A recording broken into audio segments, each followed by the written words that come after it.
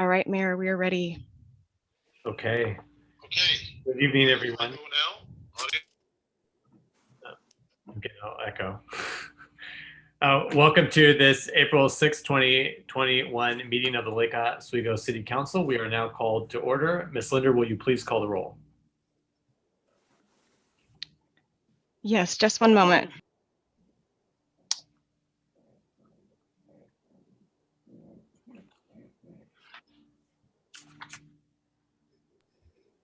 All right, Mayor Buck. Here. Councilors Ralph. Here. Boop. Yeah. Mans. Here. Wynn. Here. Wendland.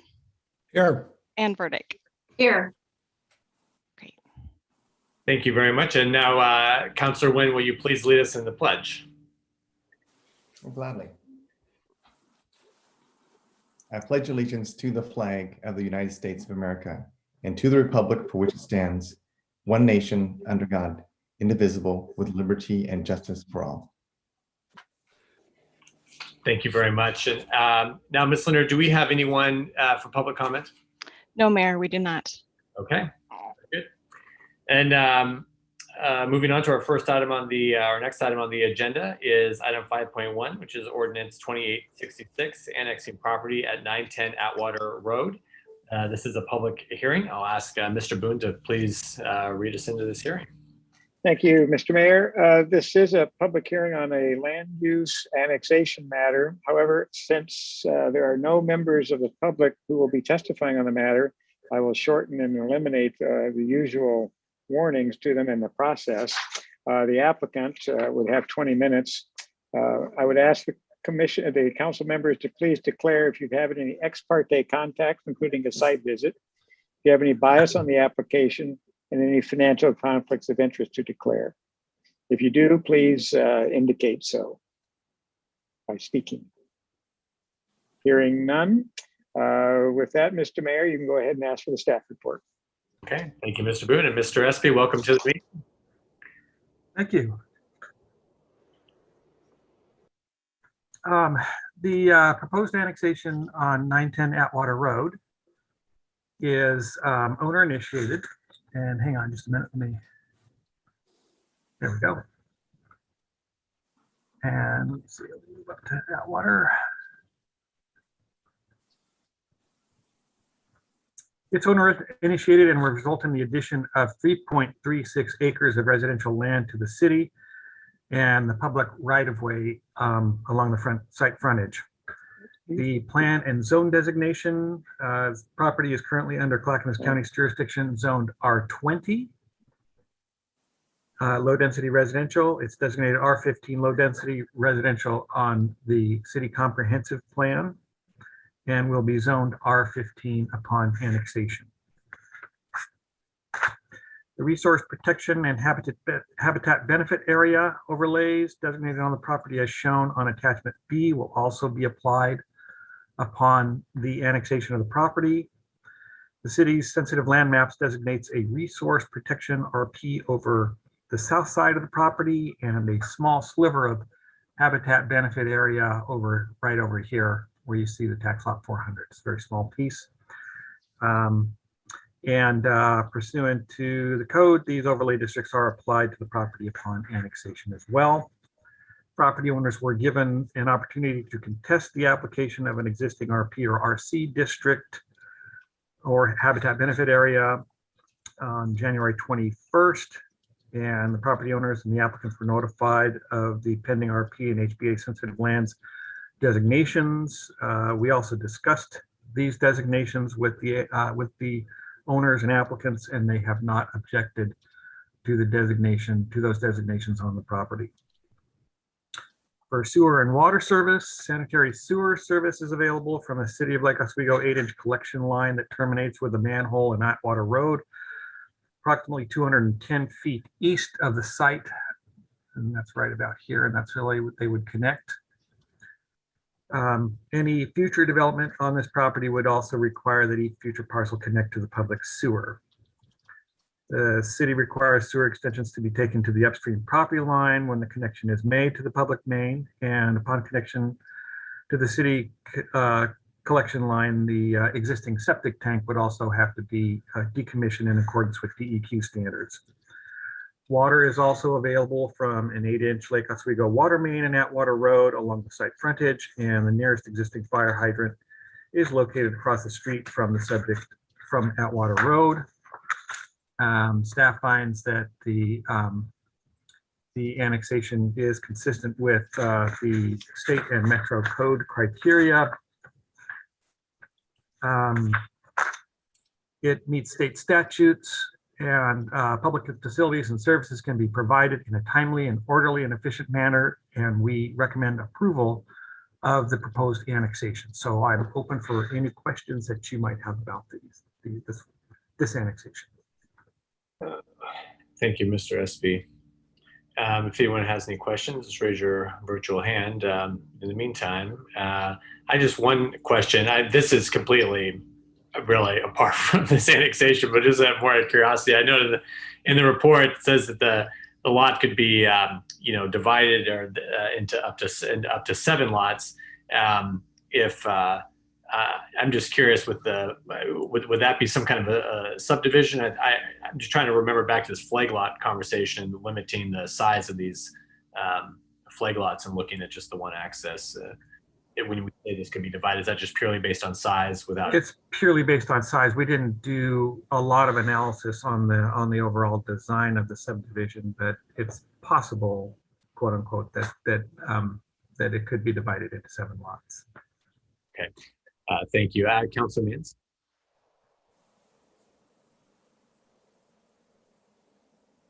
So it would take water, it looks like the water pipe ends at 722 Atwater. Is that correct? That is the sewer line, and unfortunately I don't have a water line showing there, but there is a water line that actually runs. You can see it a little bit here in yellow underneath my circle here. Mhm. I'm sorry. Oh, you're fine.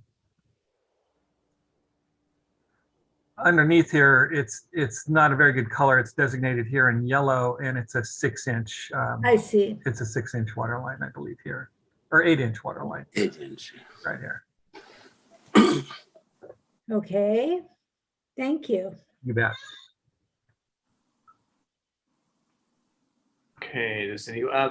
I just have one other question. Sure. When we talk about the estimated tax revenue after annexation, is that the city's portion of the overall property tax assessment, or does that amount you list in the staff report represent the entire tax assessment? I believe that's the city's overall tax assessment minus the money that we pay to the fire department. Okay, so not the overall taxes, just the city's portion. Right. The property wouldn't, I mean, it's already paid school district taxes. That doesn't change whether it's in or out of the city jurisdiction. Except for example. Right. Mr. Espy, are you going to present to us on the other annexations now, or are we going to continue with this public hearing and then? These were identified, this was identified as a public hearing on the agenda, and then I think that you have the expedited annexations under council business. And then I think there's a spacer. I think there's another item in between this and the other annexations. So I'm willing to do whatever it is you'd like. I can go ahead and launch into the other annexations, or I can wait to hear that additional item on the agenda, which I believe is, with the study session on the Boones Ferry. Boones Ferry Phase 1. Could Mr. Espy just proceed with the other reports, or should we open the hearing and finish this up?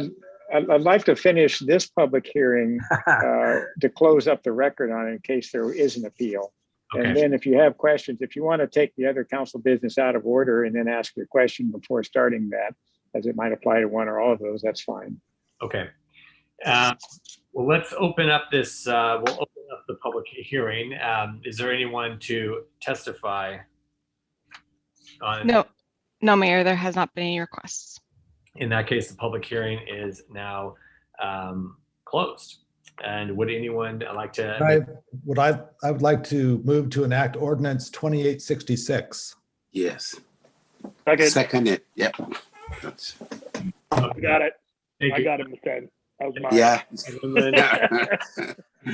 Second from Councilor Rapp. Is there any discussion? Okay, seeing none. Ms. Linda, will you please call the roll? Yes. Mayor Buck, Yes. Councilors Rapp, Yes. Boop, Yes.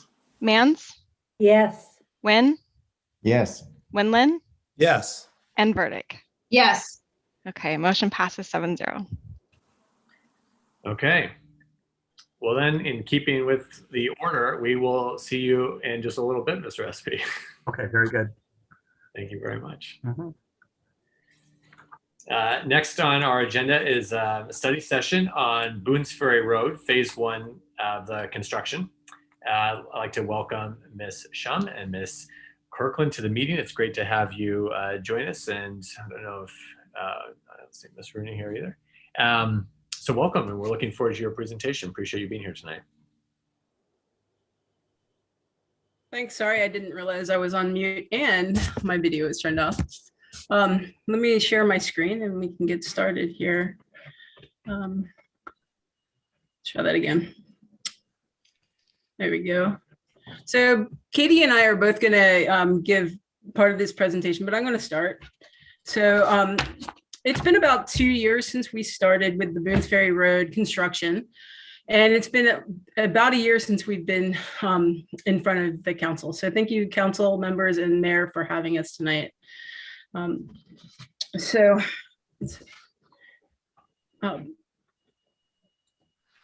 this is, to get us started, I wanted to start from the south end, which is almost complete. We are getting ready for the turn on of the Madrona signals that will happen in a couple of weeks. But this is what I wanted to show you, what it used to look like before we started construction. That's up here up in the upper right-hand corner. And then what it looks like now. You can see kind of in this picture that we've widened the roadway a bit here, especially in this section where we're going to be putting in a left turn lane and a U-turn lane.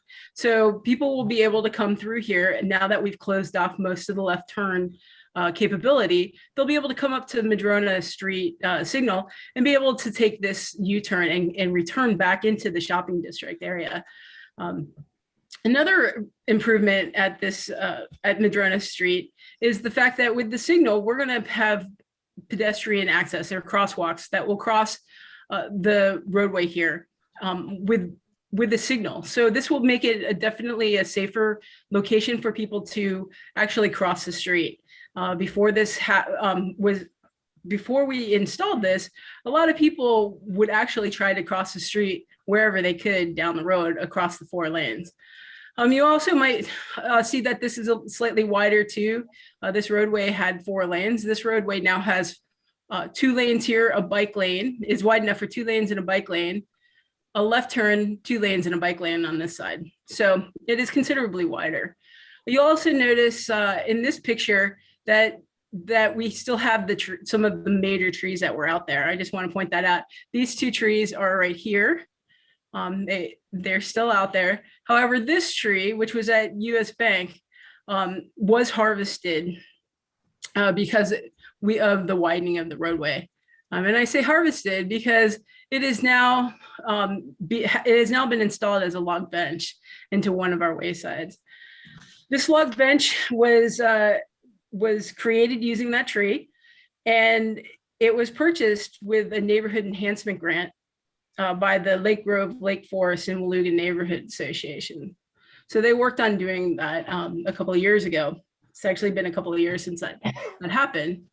But I think as you can see, what used to be the tree, that you can see how it used to look, has made for some pretty nice benches out there in this wayside.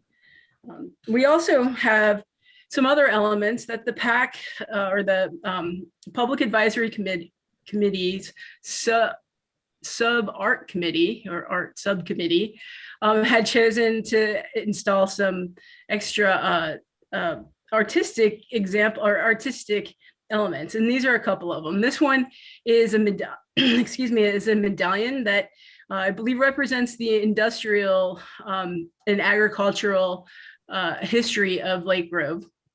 You can see this is actually the red electric train that used to come down into Lake Grove.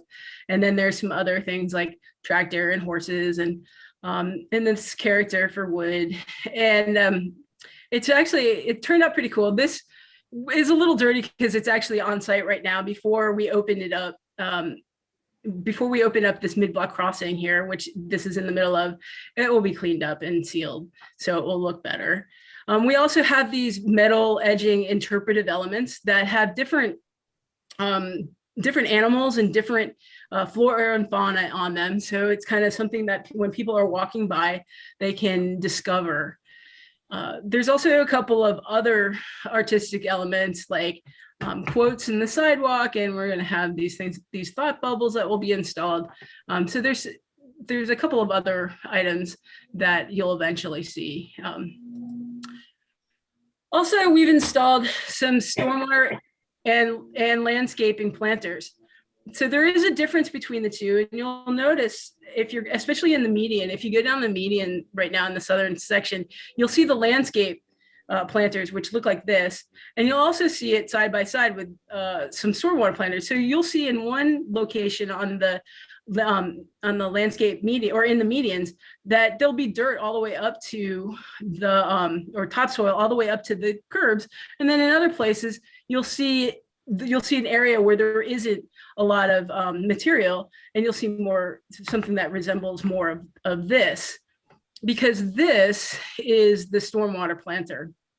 So what these do is they accept the water through these scuppers here, and they'll filter the water before either infiltrating into our into the land there, or they'll go into a pipe that then goes into our stormwater system.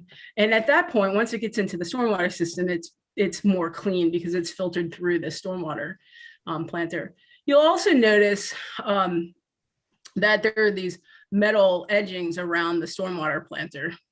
And they're only around the stormwater planter, and I'll explain that to you why a little bit later. So one of the big things about this project is we took all the aerials and we undergrounded them. So the aerial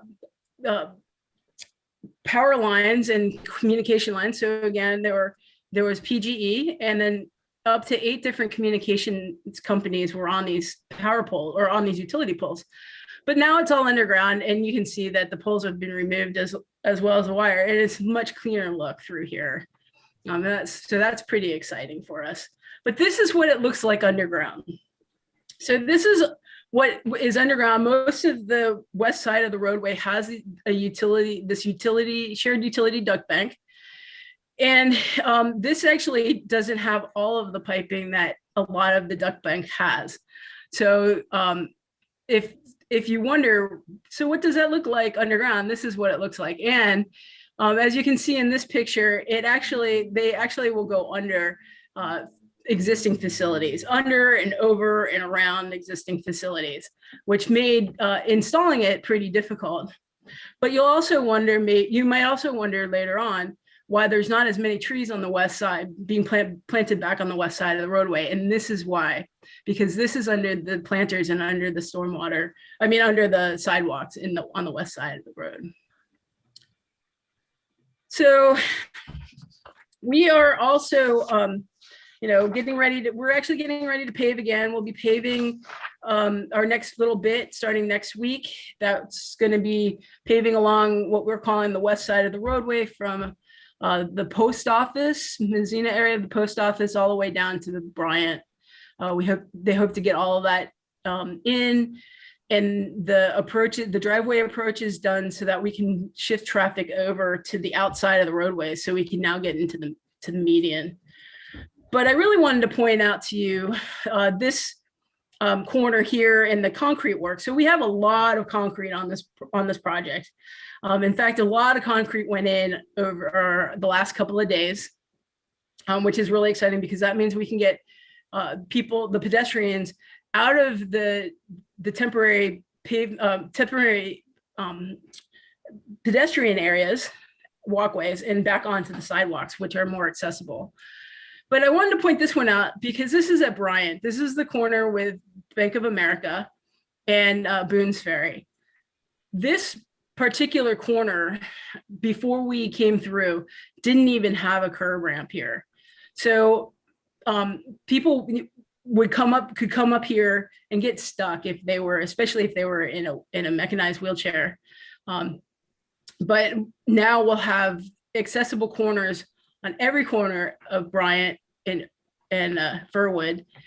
And we will have 4 crosswalks instead of 3 crosswalks here. So it will make it easier to actually cross the road.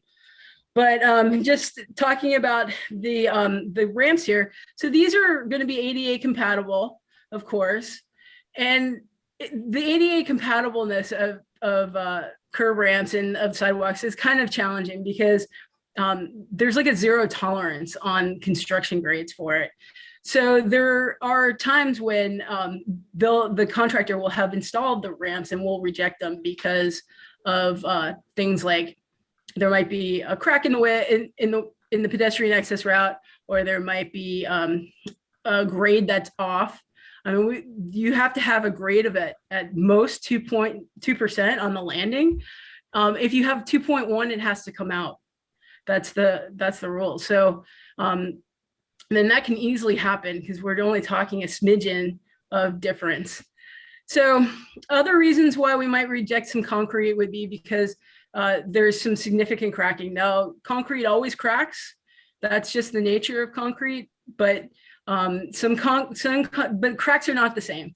There are some concrete cracks that it will crack, and then once they've cracked, nothing will happen.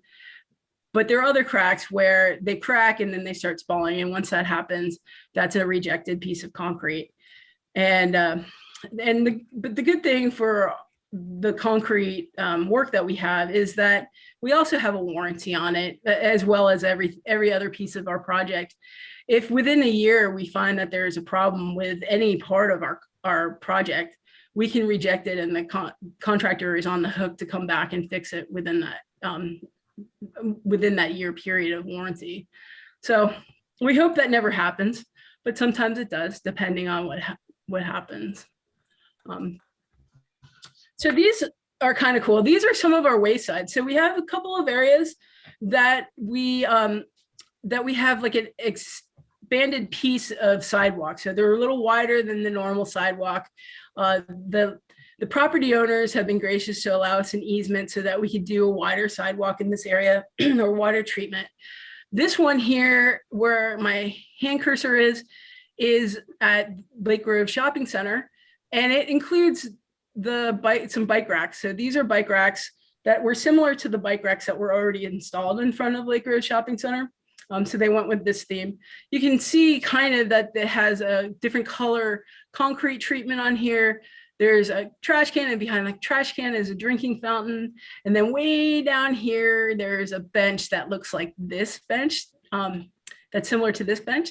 And then this tree here is a specimen oak tree. So there's a couple of trees on our project, just a couple of them, that we decided would be significant. It would be nice enough if we could get a significant size tree in there.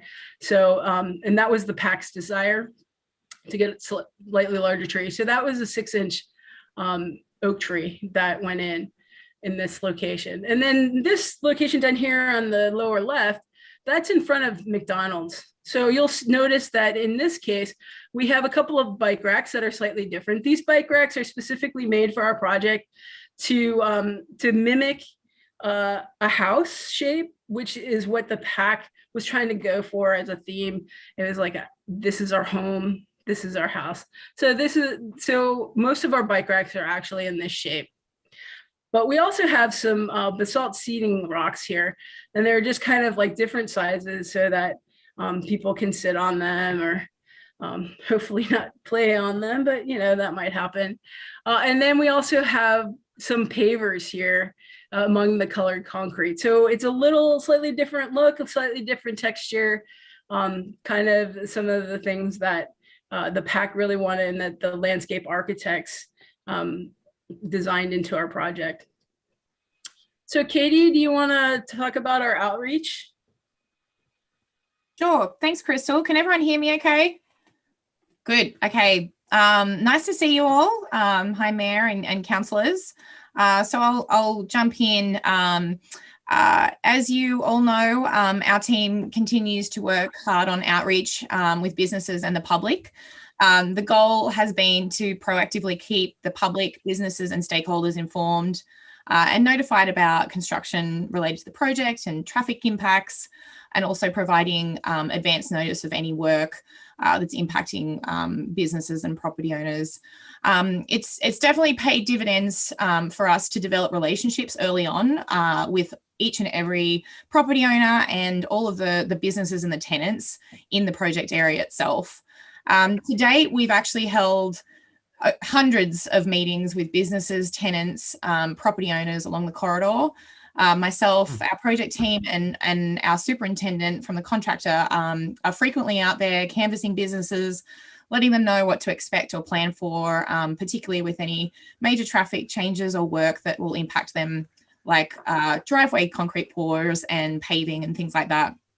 To date, many businesses have shared how appreciative they are of the communication and dialogue, and they're also excited about the improvements.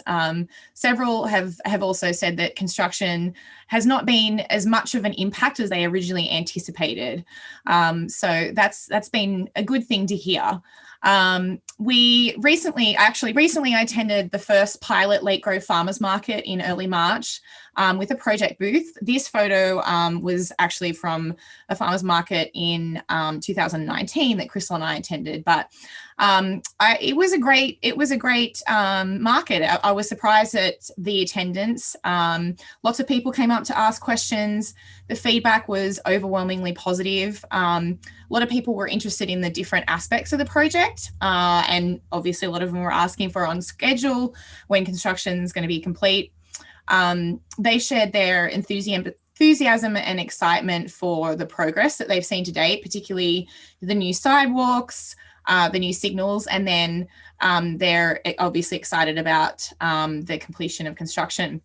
And at that market, I shared our spring newsletter, which just went out. It was an insert in this month's Hello Hello. So that went out citywide, and it was also available at the market, and it's on our project website.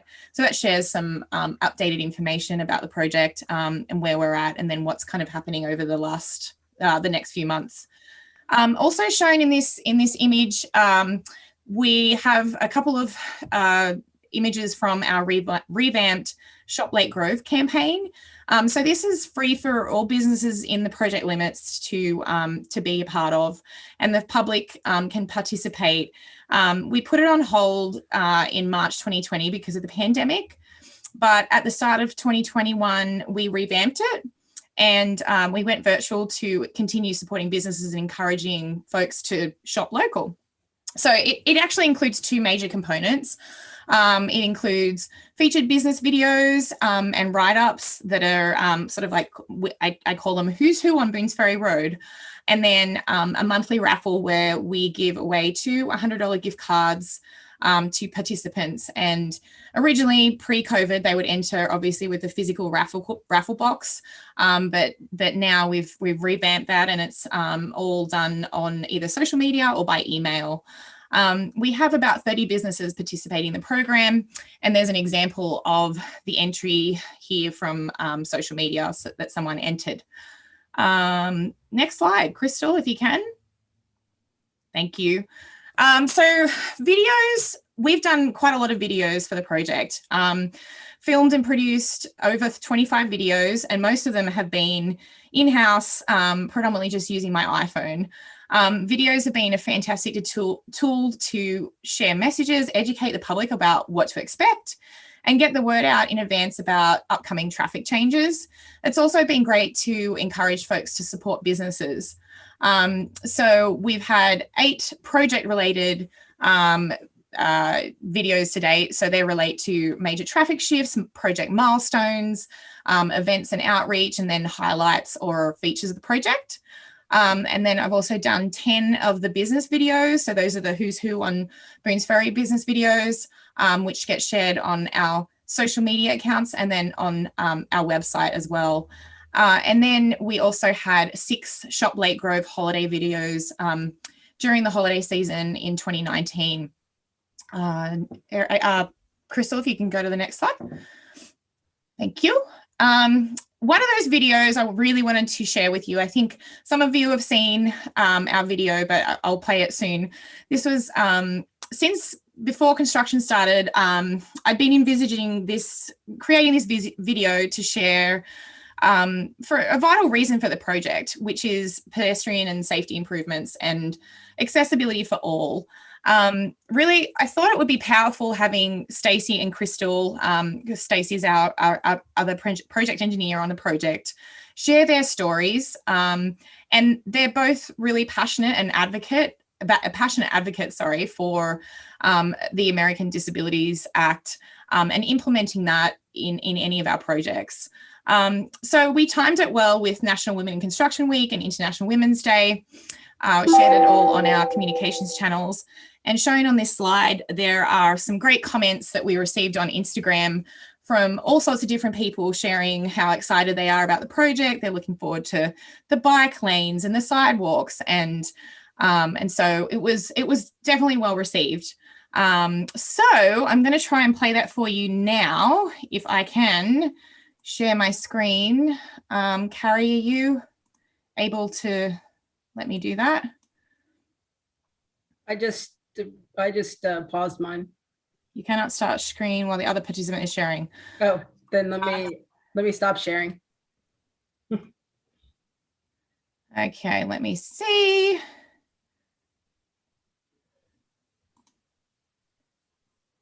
Is that coming up?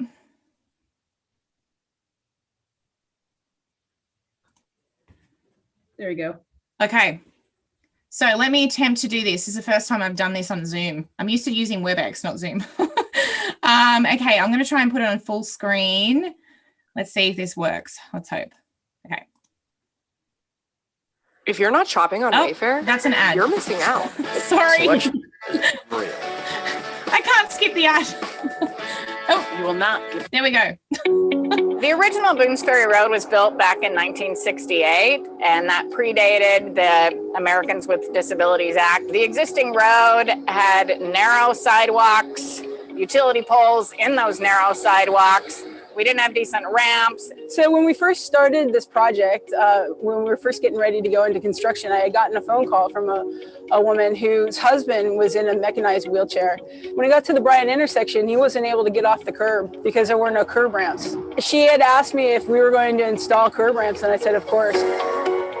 We are reconstructing it fully. We are constructing wider sidewalks, adding bike lanes. The federal regulation just mandates it, but really it's a good idea for us always to improve our pedestrian accesses when we're able to, for everyone, to include everyone. Shortly after we began this project, I saw a gentleman in a wheelchair trying to cross Boones Ferry Road.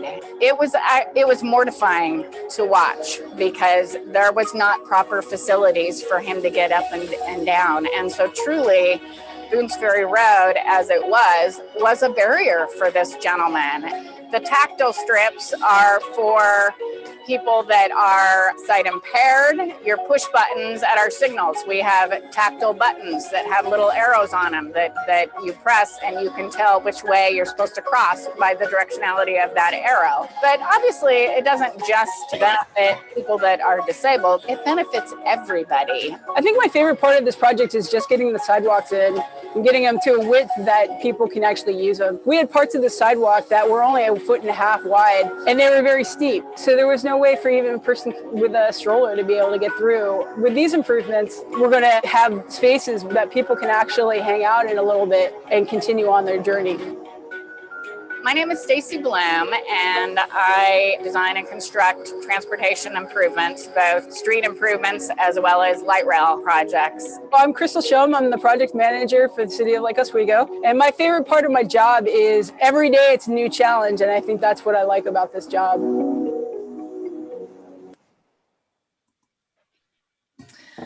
So I'm going to just go back to, thank you. Crystal, do you want to go back to your screen? sharing if possible. Awesome. There we go. Coming up next, so more to come.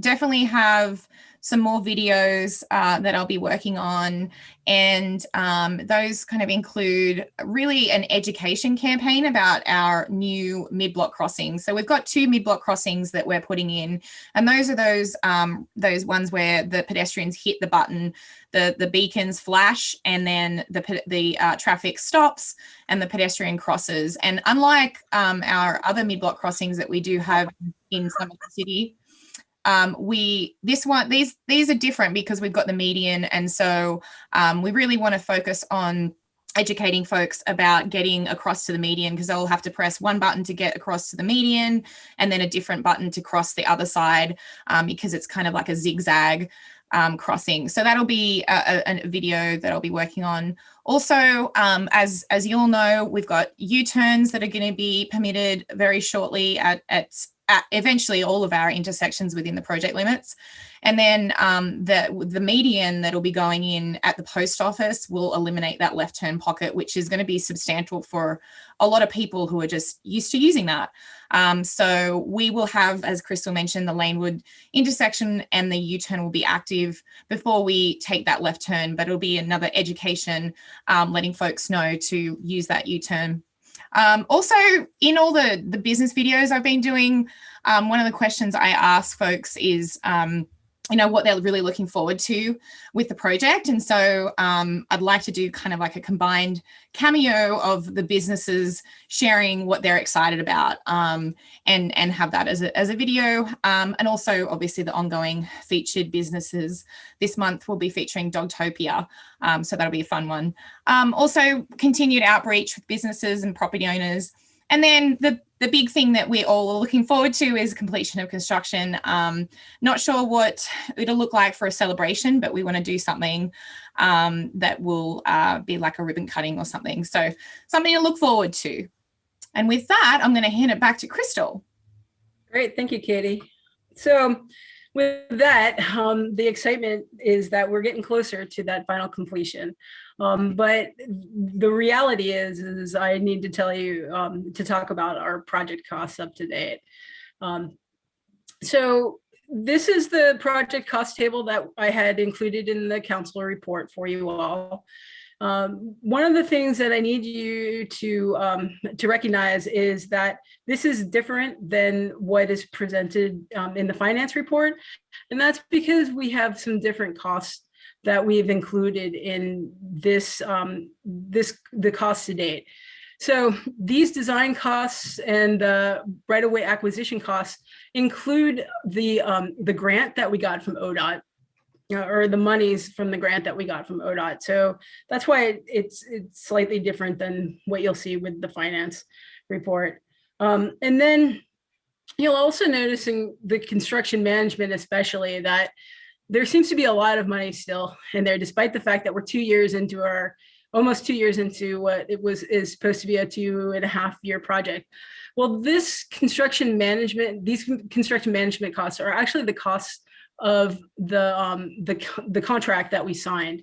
So it's the amount of monies that have been encumbered by the project for the construction management. That doesn't mean that we're going to spend it all. In fact, we're actually tracking under the costs for construction management, as well as our design engineering of record contract. That one's also tracking a little bit under.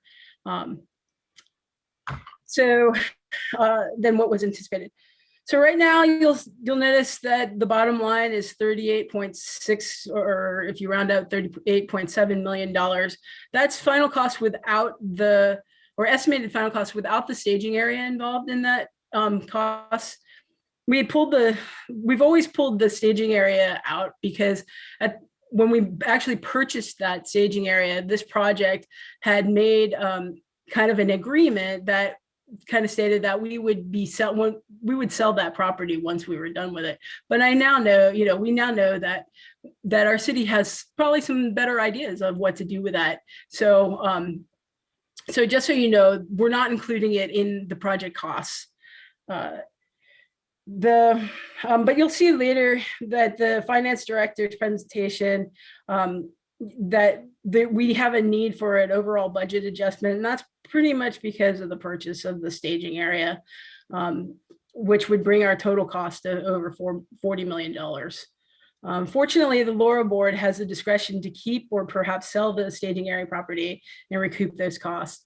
So that's one of the stories about our project costs. Some other stories that I had alluded to or actually given you in the council report was that we are tracking some of our costs higher than anticipated. And one of those really is our traffic control costs. These, and mostly in our flagging costs. So some of the reasons for that is that when our project is estimated, when we have estimated quantities for our project, they take into consideration a couple of things. And that is usually for flagging, it's really difficult to estimate it correctly because you have to be able to say, how are you going to do this project and exactly how many hours of flagging do you need? So when we put this project out, we thought we were going to be able to sequence this project in sections and then and do most of the work during the day. But in reality, what happened was that we found that it was actually better to sequence this as the project as a whole. So instead of doing sections, we actually worked throughout the corridor from almost the get-go. Reason for that is that one of the reasons for that is because of the utility companies needing to have their facilities in first so that we could get them out of the way. What this led to is us actually working night and day. So we had some flagging that happened. Well, some flagging happens during our shift, our full shift during the day. And then when we were working nights, we had full shifts during the night, typically of four flaggers at a time, especially when we had to take down the lights, which are every time we work within 150 feet of the signal lights, we have to turn off the signal lights and put it in the control of flaggers. This is a requirement that the MUTCD states, as well as ODOT's traffic control manual for working conditions. And that's because we can't flag across a light. It gives people two different kinds of signals, a stop and a go a lot of the time. So, so that is where a lot of our costs have been. We have used more flaggers, mostly for the safety aspects of them. So typically during the day, the flaggers will be out and flagging. There'll be like one assigned to each crew that's out there. Crews are located in a couple of different spots, depending on what work we're doing. It wasn't unheard of that we would have 3 or 4 different subcontractors out on the job site, and each one of those would have a flagger assigned to them, mostly so that we could keep them safe and to keep the traveling public safe. Because what they would do would be to flag the trucks in and out of the work area. As you can see up here in the left, upper left, there's a truck here. This truck would be flagged in and out, so traffic would be stopped so it could go out, or if it were coming in, traffic would be stopped so it could come in. So this flagger here in the lower right is working the project in a safety fashion to make sure that the vehicles stay out of the way of the construction equipment, and the construction equipment stays out of the way of the vehicles. So that might be that has a slow sign, but it might be that she has stopped the traffic so this piece of equipment can back out. And then what we're not showing here is that these flaggers also in certain circumstances help us shuffle the pedestrians from place to place, because we have been working, although we have this this temporary pedestrian access route here, which is barricades on either side, we have work zones right directly next to them. So sometimes we have big machinery that is working in close conjunction with these barriers. And so we want to make sure that the walking or pedestrians are safe when they're able, when they go by. So the flagger will actually escort them through the work zone to keep them safe. And then this actually shows how we have flaggers because we're working in the middle of the intersection. As you can see here, there's signal, and here the signal light is off. So that is one of the main reasons for the cost overrun in our traffic control. Another is because we decided to go from section to, instead of doing section to section to section, and instead we were doing the whole corridor, we needed more supplies. So we needed more of these barricades for our pedestrian access route. We needed more barrels, more cones, and these little things add up to a larger amount. So unfortunately, we've been trying to work with the contractor to limit the amount of flagging we have because it is a large ticket item. It's a bid item, so it's not a change order for us to pay the overrun in costs. It's actually an overrun on our bid item. But my construction manager from consultant, he and I have actually tried to figure out how can we manage these flaggers better. And it's just come down to we've been needing to talk with the contractor, which we have done, to make sure that they're using the flaggers as best in the best capacity as possible. And they've actually have times where they do limit them, but the fact that there is safety, or they're out there for safety, makes it difficult for us to say, well, they can't be there, because it truly is safe. Councilor Mann, do you have a question for me now, or you? Finish up, and I just went to put my hand up. Okay. Yeah. All right. So as I said, I was going to come back to the middle edging. So at the beginning of the project, we had the contractor was installing metal edging into the landscape planters, like this one on the left-hand side. Once they went in, a lot of questions were asked by lots of different people. Well, not lots, but by different people, both citizens, business owners, and the contractor themselves about the safety of these metal edges. As you can see here in the upper picture, this is how they were installed. So they were pieces of metal that we installed lengthwise that had gaps in them. And so people were afraid that that people could walk along and get stuck on, or you would hit that, trip on it, and then fall on one of these corners. It was a big concern for a lot of people. So so this is one of the examples of a change in design and a change in conditions. So what ultimately the direction to the contractor is that we would remove all of these metal edges from the planters that had them installed at the time. So the landscape planters on the west side of the roadway in the south section, if you're following me, in the south section of the project, had already had these installed. So all of those were removed. And then they had to be redesigned because we still needed them on the stormwater planters, because the sidewalks aren't really all that wide when all is said and done with the landscape and furniture aisle. We have about a 5 to 5.5 foot sidewalk in places. So if we were to put in a curb here, it would have taken up some of the walking space. So we still needed to have the edging, because it's required by federal law that we have an edge so that a person with sight problems with their cane could be able to feel that that's an edge to something. So it was redesigned, and as you can see, instead of having these open pieces, they were all, the two pieces were actually welded together. So we were able to reuse some of the stuff that we had on site. Our manufacturer was able to actually take those and reuse them, so we didn't waste them. And then they cut out these little scuppers in here. And then in some places, like you can see, this one actually was welded. It's two pieces welded together. And then we welded the corners too, which wasn't part of our plan here. These corners weren't welded. And so in some cases, the corners didn't even come together. They were like skewed. So this is a much neater look. However, it was a redesign and a totally different fabrication. So it was definitely a change.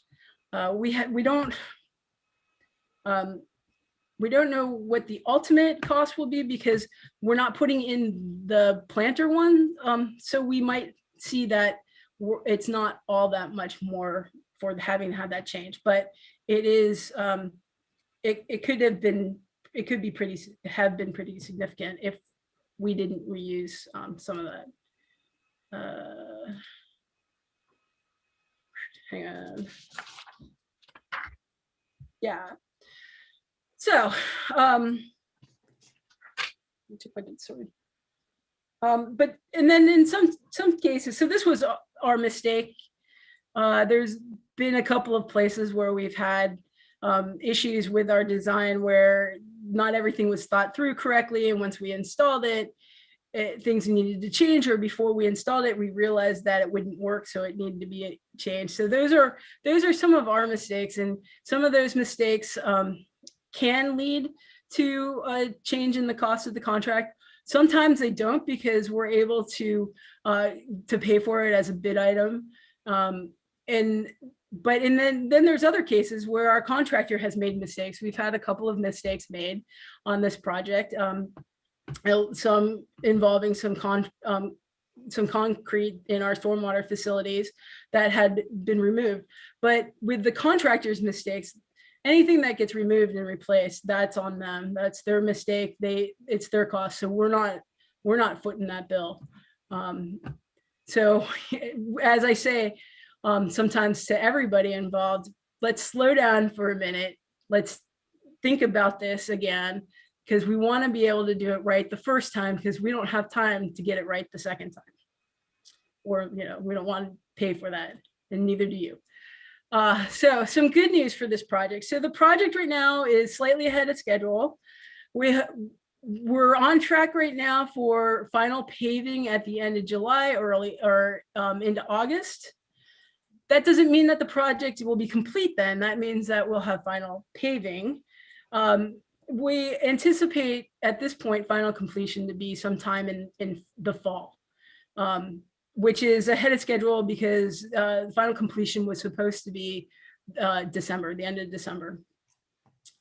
We still have some things that we're looking at that will cost less for us. So some quite significantly, we had a lot of money tied up into some temporary pavement, but because of different ideas and working with the contractor to come up with different ways of shifting traffic, we haven't had to use the temporary pavement. So that will be a significant savings for us, we believe, in the long run.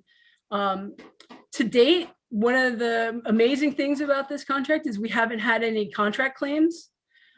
This is because between me, the construction manager that I work with, and our contractor, we've been able to work things out. It's a give and take. Sometimes we give, sometimes we take back, and sometimes we agree to share. And this has worked out pretty well. I believe that the city has actually benefited from this, because it can be really costly to negotiate a claim. And it becomes an adversarial partnership, or not partnership, but adversarial relationship once those claims get started. So we have looked at this. My whole project team has looked at this as a partnership. We have partnered to get this project done. We all feel really good about what we've done and where we've come from and where we're headed. And the effort that it's taken to get there has been well worth it. One of those things includes the utility challenges. So we were lucky that the utility challenges, which we had a bunch of, so we undergrounded all of that work, but we also had, we have 2 communication duct banks that are located in the roadway throughout the entire length of this project. When our designers went through and potholed the duct bank, for some reason, that information turned out to not be accurate. And so we've had to have the communication company come back and actually chip away at their duct bank. One of those duct banks was originally placed in 1929. And the other one, I think, was late 70s, early 80s. When I talked to some older employees, or past employees, they let me know about it. They're like, oh, it's pretty close to the surface. And yes, it is. In fact, there were places where it was actually above our finished grade. So we had to have them really lower it. But part of the working with the utilities was that our project team, that includes our city staff, our construction staff, and our consultants, we worked together with the utility companies. And right from the get-go, we had meetings every week with these utility companies who actually bought into our project and would show up at our project meetings and would actually then come in and say, yes, we will be able to get this done for you at this time. Or we come in with a conflict and they're like, okay, well, we'll need to do this and this is how we'll get it done. And being able to do that was unbelievable because of the buy-in from the utility companies. And so that's why we were able to get that taken care of even faster than we thought we would. So with that, are there any questions for me? I know that Councilor Mans has at least one. Councilor Mans. Thank you. First of all, thank you very much to the team. I really appreciate all the work that you've done on this. It was a complex job. I understand you're literally working in an archaeological site, if you will, going through many years of different sorts of work. So thank you. I also wanted to thank you for your discussion on concrete. I did have questions earlier on concrete to other staff members. So thank you for your very detailed explanation on that. But I need to get to the heart of the matter, which is the flaggers and the cost involved with the flaggers. I was gobsmacked when I saw that for two reasons. One was, how could we not have known this earlier in the project? And two, I had no idea the flaggers made that much money. I appreciate the safety. I practically literally lived through the water partnership project where there were some very complex issues, closing streets, main streets. So if you would be so kind as to once again tell us how we got to this point of now in our packet just learning about this tremendous amount of money for flaggers. Well, so flaggers was a bid item, so it always came to me as a cost overrun. We, on my side, have been tracking it for a while. Our contract had in it 9,000 hours for flagging. What it didn't take into consideration really was that we were going to work day and night on this project to get it done. I did some calculations and just, I don't know how this will go, but just for your information, if we had just one flagger out on our job site during an 8-hour shift, every day we were out there, so that's Monday through Friday, 5 days a week, it would cost us $9,600 per, it cost us $9,600 per flagger. We typically have anywhere from 3 to 4 flaggers on site, depending on the number of crews we have on site, because we aren't necessarily in just one area. They have been in a couple of others.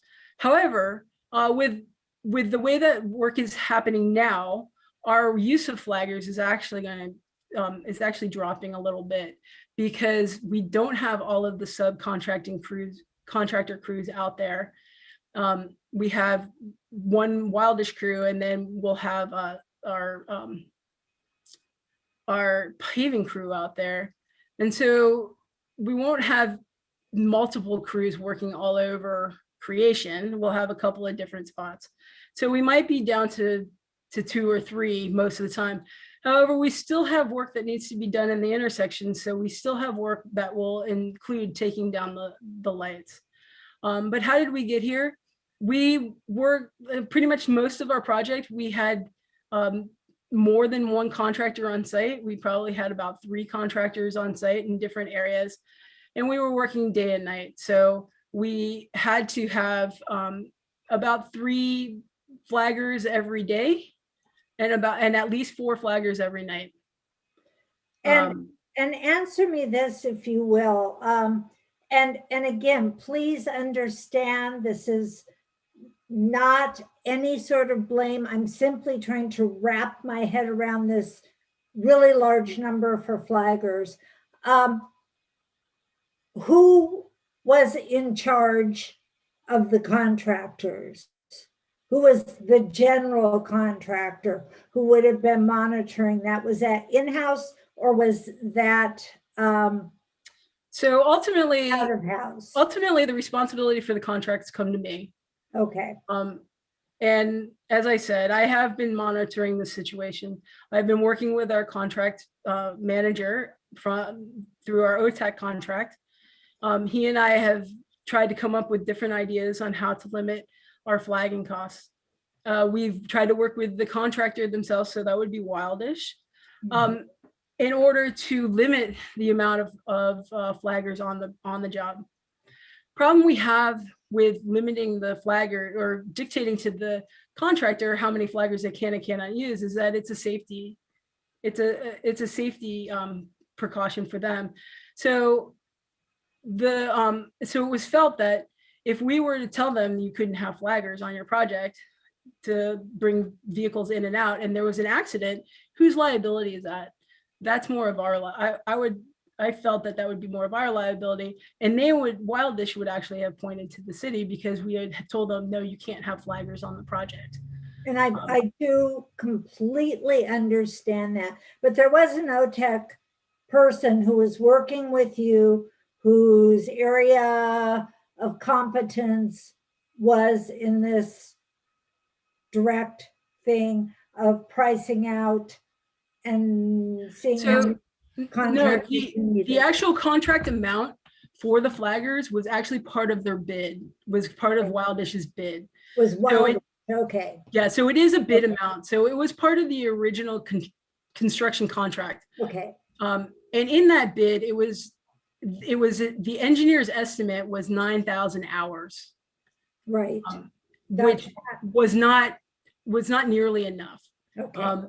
And that's kind of the thing with this project is that some of the estimating, well, traffic control itself is very difficult to estimate because the engineers who are estimating it have one idea and one plan and one thought in mind, but the contractors who really know how to get it done and need to sequence stuff because of the materials that they have or the labor that they can get or the subcontractors they can get and scheduled really have another idea, right? And so the boots on the ground, folks. Yeah, I do understand that. And I don't want to cut your responses to me short, but I do notice that others have their hands up, and you've given me more than enough information. And once again, do understand that I understand the safety and the complexity of this job. And it's super heartening to hear that we're coming in early. That's fabulous. Yeah. So thank you. So I will turn it over to the mayor, who can call on the next person. Thank you again, Crystal. Yeah, thank you. Thank you, Councilor Mans. Really great presentation, Crystal, and a big thanks to you and Stacy and Katie. You have all been, very engaged with the business community and the residential community on this project now for years. You know, for all you folks who don't know, I mean, they come every month to the Lake Grove Business Association meetings, and they're very active also with the you know, our neighbors in Lake Grove, Lake Forest, and Waluga, maintaining really good communication.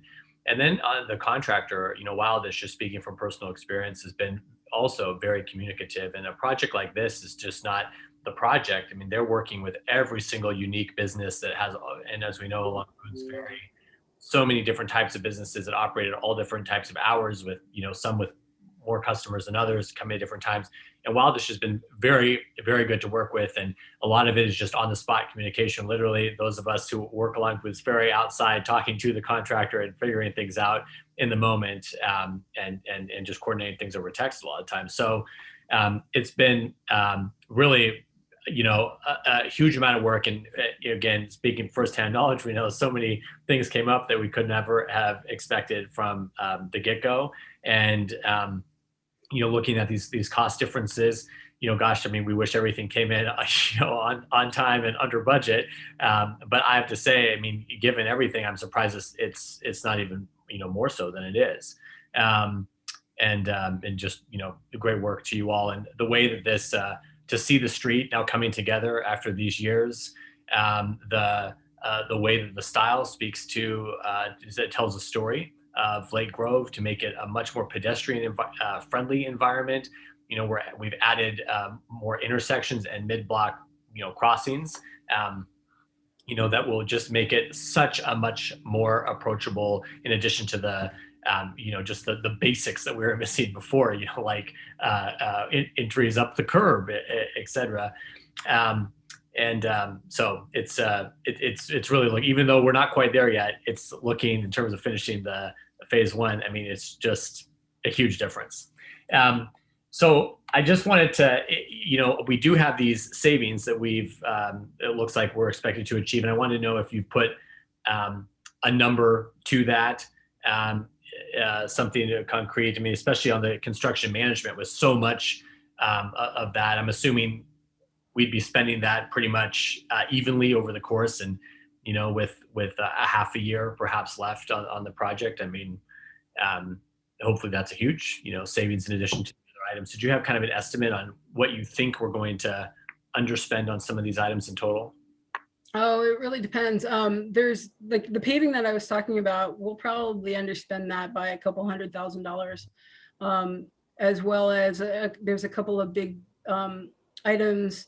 One of the things that we found on this project is that the sub base in this roadway was actually really good, except for on spots that were not previously the roadway. So to the west side, we've had some softer spots, but we had a lot of subgrade stabilization in there. So we'll probably see a couple of tens, maybe $10,000, $20,000 on that. I mean, at this point, it's kind of hard to say, because we're not complete. We're not done with the roadway portion of the project, and a lot of our money right now for the finishing of the project is actually in the roadway costs. So the mostly the paving is the biggest ticket item out there right now. And we know that there's some spots that we're probably going to extend our paving in just a little bit, to make sure that when we're done, we're not leaving like horrible chunks of roadway out there. And then there was a couple of patches that were put in that we're probably going to put in a better patch, and probably a longer patch that makes the road neater when we leave. Because, you know, when you put in all this effort to do the roadway, the last thing you want to do is like have a pothole 10 feet away from the end of your project. So, I mean, that just doesn't look good, right? So, so we believe that there are going to be some cost savings there. We know that our consultants are underrunning their contracts right now. We see that as continuing. A big portion of the construction management contract is inspection. So we have 2 inspectors that work every day. If we have a couple of months where we're not doing any work, then we don't need inspection. So that is huge. You know, we won't have those costs contend with. So we do believe that both the construction management costs and the engineer of record construction or engineer of record contracts won't be paid out to the full extent. But with the engineer of record, we still have some work that they need to do after the project is actually complete by putting together the as-built for this project. And that will be a pretty big undertaking. And then with our consultants, the OTEC, the construction management group, we need at least one of those people, or two of them actually, probably, to continue on to close out our project, because there's a lot of paperwork that needs to be done for state records and for state completion. So we'll have them continue past the actual construction finale. But at this point, I mean, I don't see us using all of that construction management funding, and I see us coming in. I don't know. Right now, my OTAC person is tracking our construction stuff, the takes and minuses, to about $1 million right now. So $1 million above right now. So above what our original estimated, our original contract cost was. So our original was about 2.1 or 2.4 million, I think. Oh no, well, that's with Lake Grove Water District stuff. But 2.4 million, he's looking at maybe 22.4 million with all the put and takes as they look right now. So I'm going to caution you to say that that's with the projection that he has for us at this moment. And that, as I said, that can change depending on what happens with our paving. But yeah, we're, you know. So, I mean, are you at all concerned about us, you know, not having the budget to complete phase one? No. Okay. No, I've been told that we have the funds to complete phase one. Okay. What about that ad share revenue from the YouTube channel? People watching that Wayfair ad. I mean, something else. Okay, Councilor Mbu.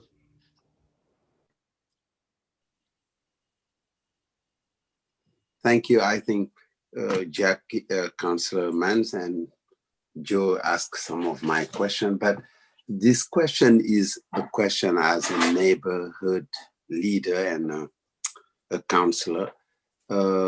There's some problem with the construction in Boones Ferry, because myself, I have been a victim of that.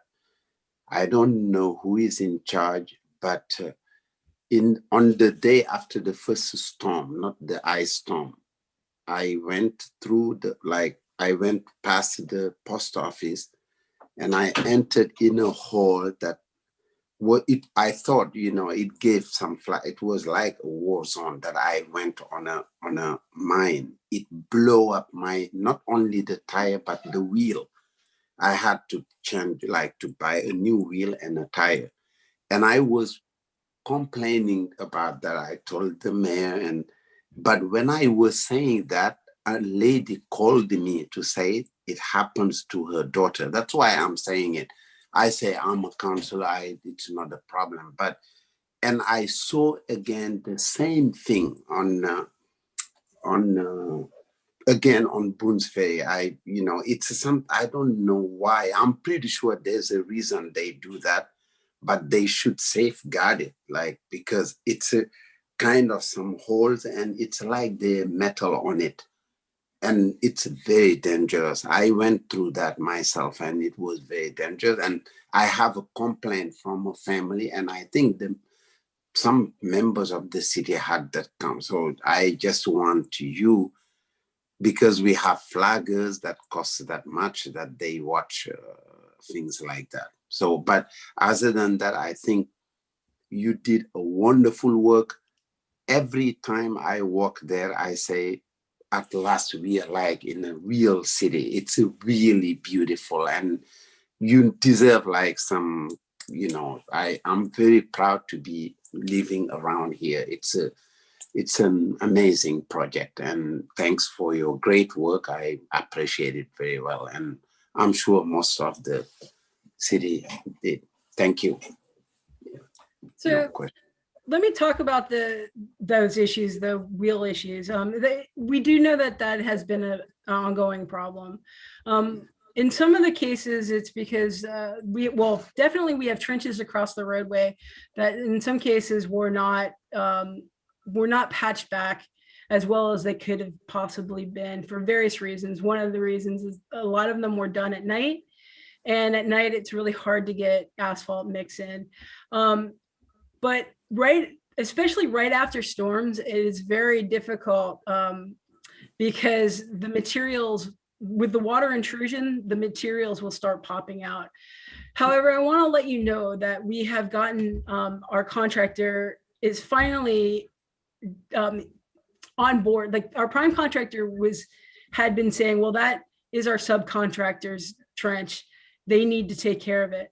Well, they now realize that that wasn't the way that they should have been taking care of it. And so now whenever we have a complaint or whenever we notice that there's a little more roughness, I mean, it's going to be rough out there. It is a construction project, but there's a difference between being rough and being dangerous. And so they are now on board and are actually taking control of that situation and have especially recently, monitored those places that have popped up continually and are continuing to put asphalt into those spots. When we get hot mix on the job site, so that will mean when we go paving next week, they'll go through our project again with hot mix from that, just to make sure that the roughest spots are actually taken care of. Pretty soon we're going to be moving traffic over. Once that section gets paved, we'll be moving traffic over. So that section from the post office to Bryant is actually going to be brand new asphalt. So it will be nice and smooth, like the east side is right now. Problem is that when it gets smoother, people go faster, and we've been having problems where people have gone faster. And so we've actually had Katie, of course, has contacted our police officers to get them to come in and do even more rounds of surveillance than they have been when that happens. Because that's the downside of making a smooth pavement, is that people will go faster. But I just wanted to let you know, Counselor, that we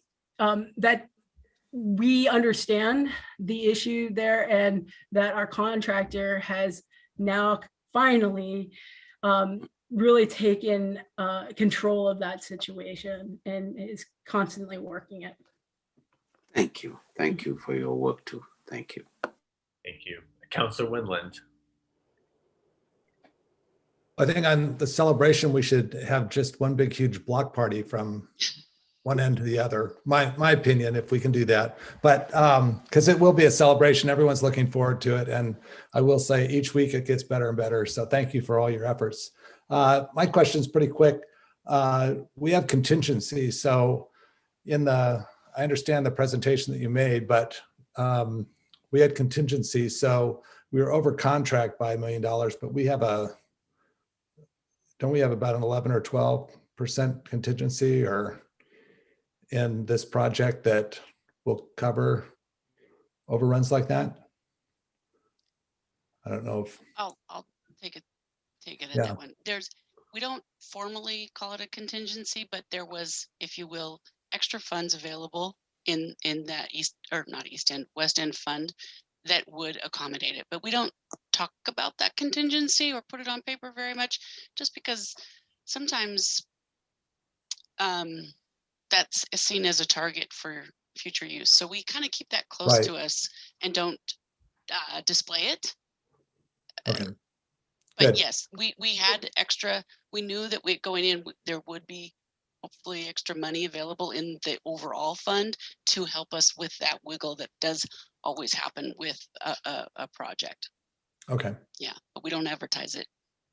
No, but I mean, every government project has, and any private project has a contingency of some percent that, and we always, as your elected officials, we always love when you come in under budget so that we have more to spend. But anyway, well, another day. Thank you.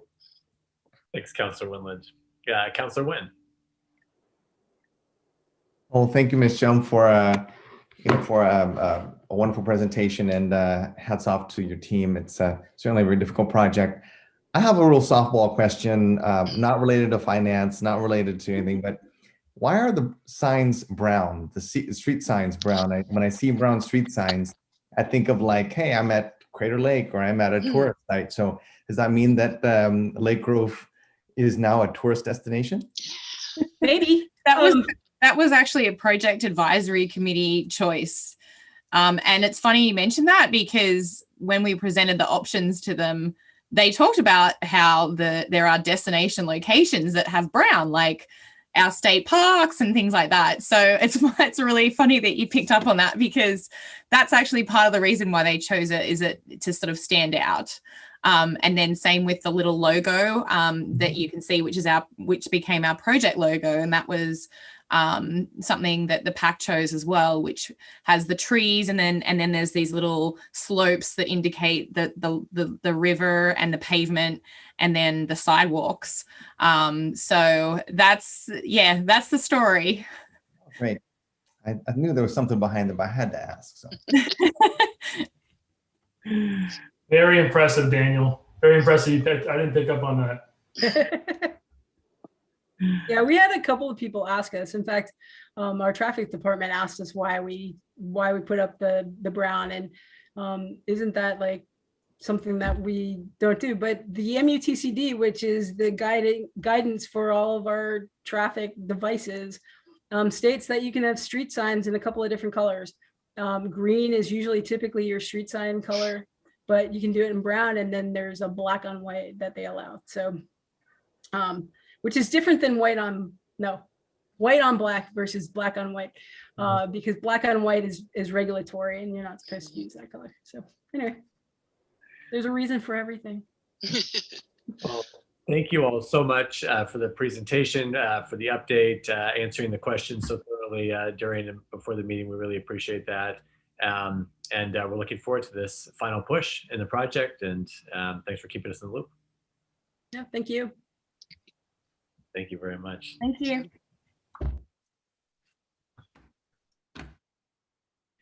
Now moving on to council business, we're going to go back to these annexations. And Mr. Espy, thank you for your patience and for staying with us. So Mr. Espy, we'll just take these one at a time. Presentation, we'll see if there's questions. We'll take the votes and then move to the next one if that works for you. That sounds good. We have before us this evening 4 properties. We've already done the 5th one.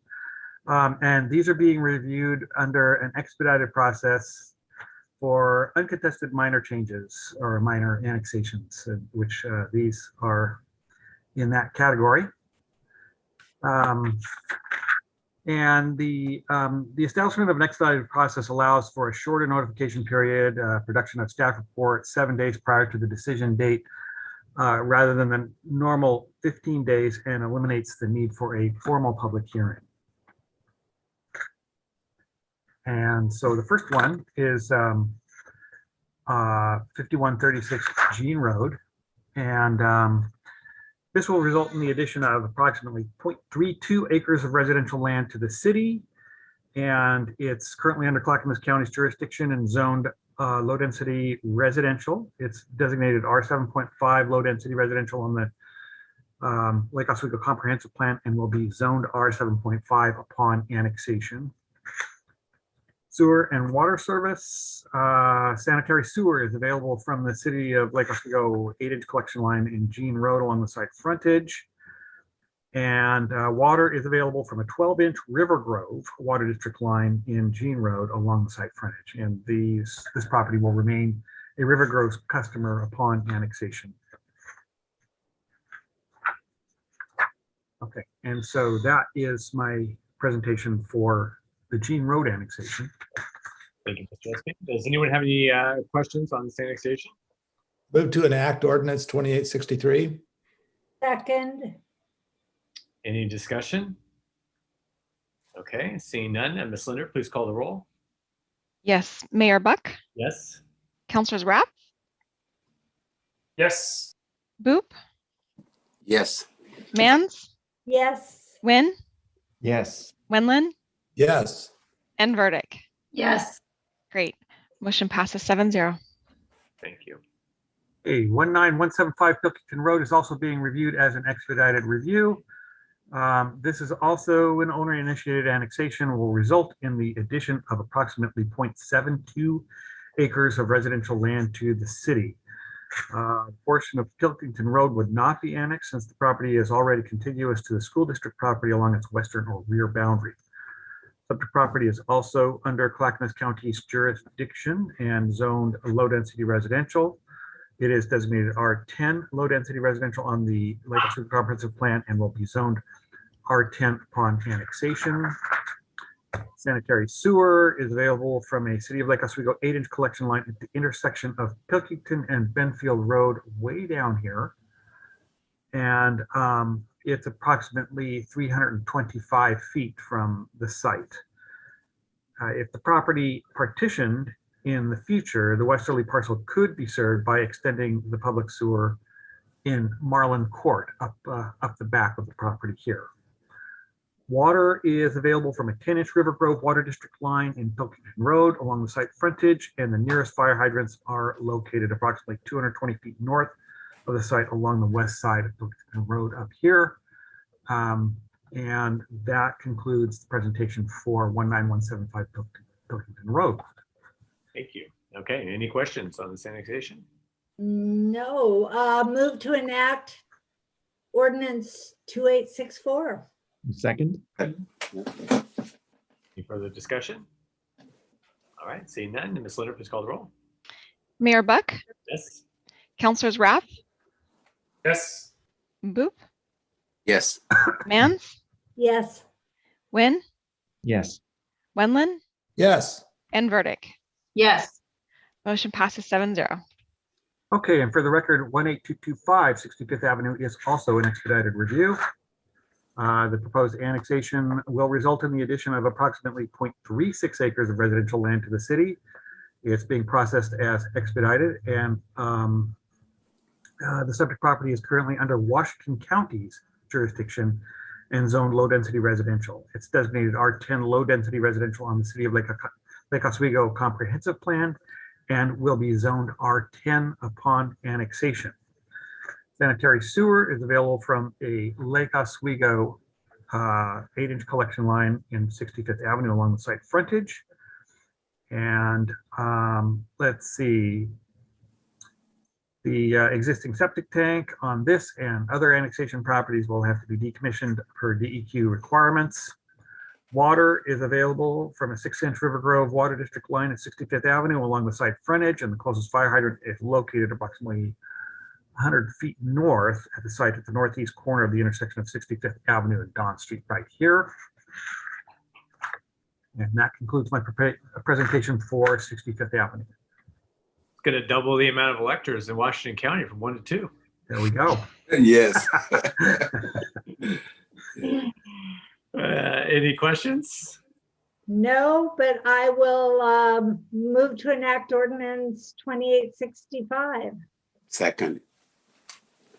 Any further discussion?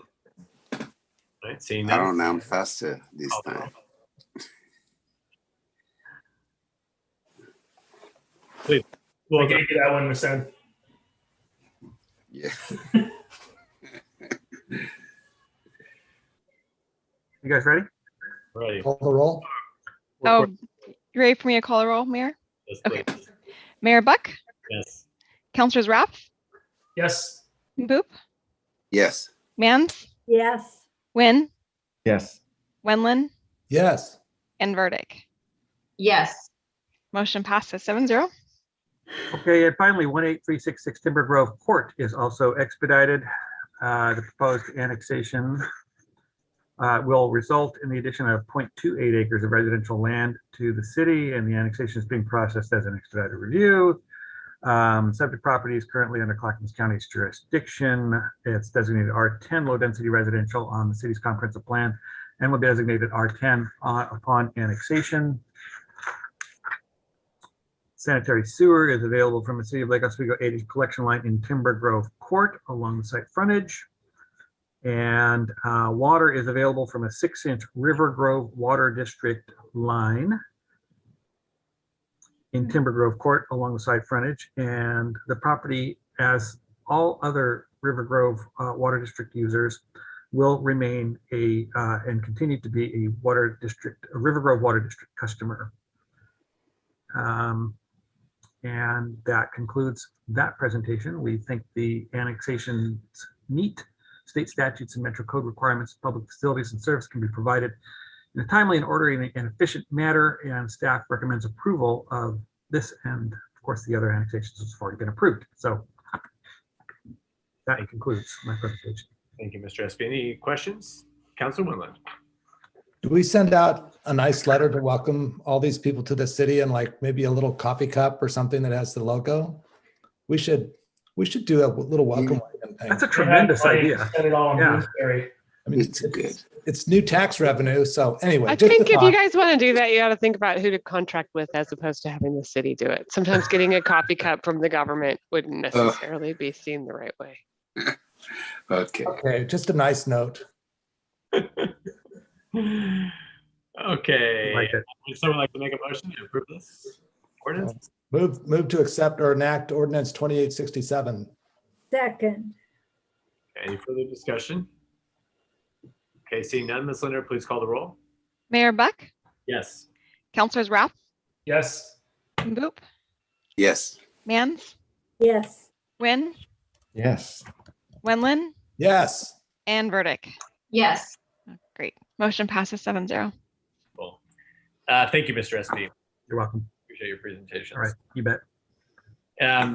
Next tonight is a consent agenda. We have a few items on the consent agenda. One is ordinance 2868, which establishes a DEI advisory board.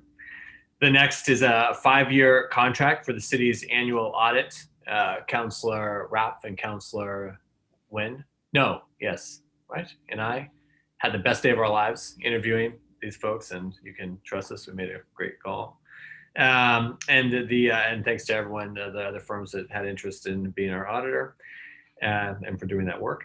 And we have a work order 272 for the KNAUS Pathway project, which authorizes the city manager to sign a contract in the amount of $459,573.04. We also have approval of the meeting minutes from our February and 2 March meetings.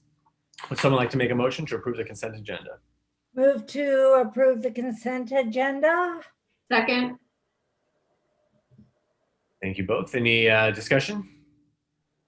Okay, Ms. Linder, please call the roll. Mayor Buck, Yes. Councilors Rapp, Yes. Boop.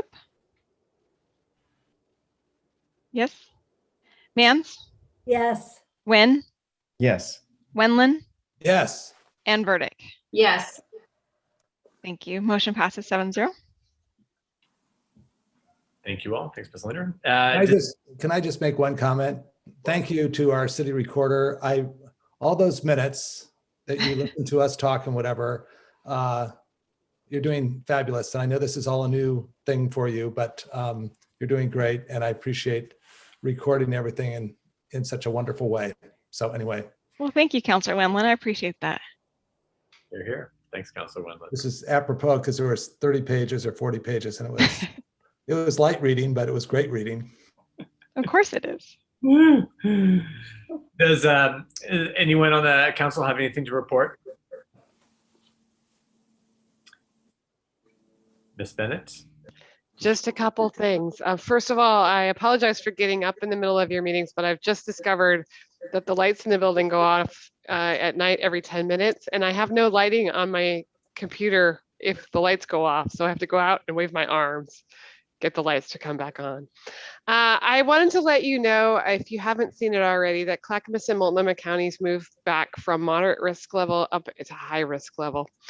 Those of you who own small businesses, especially those of you who own restaurants or gyms, you understand what the impact of this is, but the primary impact in the city right now is that it'll decrease occupancy in a couple of places, including potentially in the council chambers. The other thing I wanted to let you know is the council chambers is not done yet. So I'm still pushing everybody to get you in there on May 4th, but I'm going to have to make a decision before I have 100% certainty about whether you can actually have an in-person meeting in a room that's not finished. So I'm going to making that decision 2 weeks from now on April 20th. I'll let you know. I'm still hoping you can have your first council meeting in person on May 4th, but if the room's not done, well, it'll be May 18th instead. May 18th is an auspicious day. It's the day Mount St. Helens exploded. And so we'll all remember it for more than one thing in the future if it turns out to be May 18th. You have any questions about that? I'm really sorry, but like the glass wall hasn't arrived yet. The dais isn't in yet. So we just have some stuff to do. Okay, the last thing I wanted to let you know is City Hall is being demolished. If you didn't get enough of me sending you construction pictures during the construction of this building, I'll start sending you demolition pictures. And no, you can't have anything from the site. And no, you can't drive the backhoe, just in case you were going to ask. So no landscaping, nothing from the site? No, it's really actually, it's quite, now that they've begun demolition, it's actually hazardous to be on the site. You know, we did save some of the landscaping. We had, for example, some roses that had been donated from the Royal Rosarians. We pulled those early in the project and they're actually being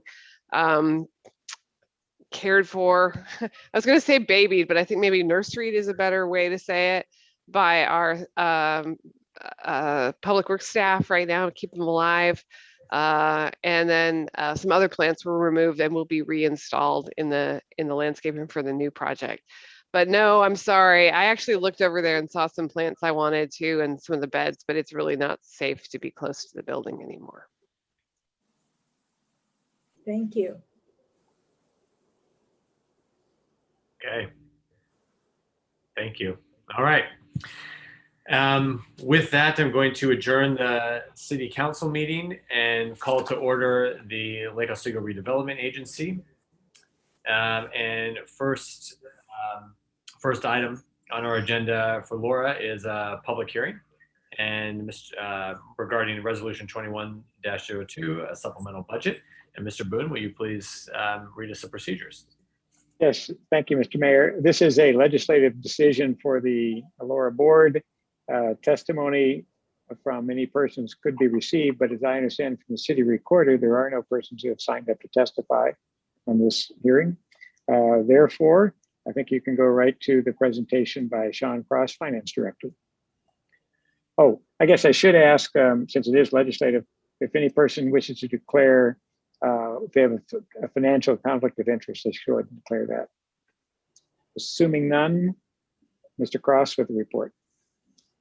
Good evening, Mayor, councilors. I'm Sean Cross, Finance Director. This is a budget supplement that came up while working on the 21-23 biennium budget. It's primarily a timing, but then there is a little bit due to cost overruns, but you already heard of the presentation from engineering about that. So other than that, that's my presentation. Does anyone have any questions, Mr. Cross? Okay, seeing none. Fantastic presentation, Sean. Longer than the explanation. We'll open the public hearing, but I do not believe we have anyone to testify. No, Mayor. Well, then we will close the public hearing. Would someone like to make a motion? I'll make the move to adopt LORA Resolution 2102. Second it. Any discussion? Oh, okay, Ms. Linder, will you please call the roll? Mayor Buck? Yes. Councilors Rapp? Yes. Mboop? Yes. Mans? Yes. Wynn? Yes. Wendland? Yes. And Verdick? Yes. Great. Motion passes 7-0. Thank you. So Erica, take notes from Sean on the next time. Just kidding. Would love to be able to do what was that, 30-second presentation? Would love to. Just preparing for the budget committee meetings. We will, with that, we will adjourn the redevelopment agency. Mr. Mayor, I'm sorry to interrupt, but I do have a question for Ms. Linder. Since after the executive session by the city council, we may be coming back into open session as a city council. Will this Zoom link remain active? What is the YouTube? We will use the second link to go back into open session. The executive session link. All right, and then that would be carried on YouTube for those. Yes. All YouTube. Yeah. Thank you. Thank you, Mr. Boone. So we are going to adjourn the redevelopment agency meeting. We're going to reconvene the city council meeting and then go into executive session. For those of us on the panel, that will mean a separate Zoom link. But for those watching, we will return to open session after our executive session. And if you're watching, you will be able to view that on the city's YouTube channel. So we are going to take, let's come back at 7:20 into the session link. And so we're recessed until then. Thank you very much.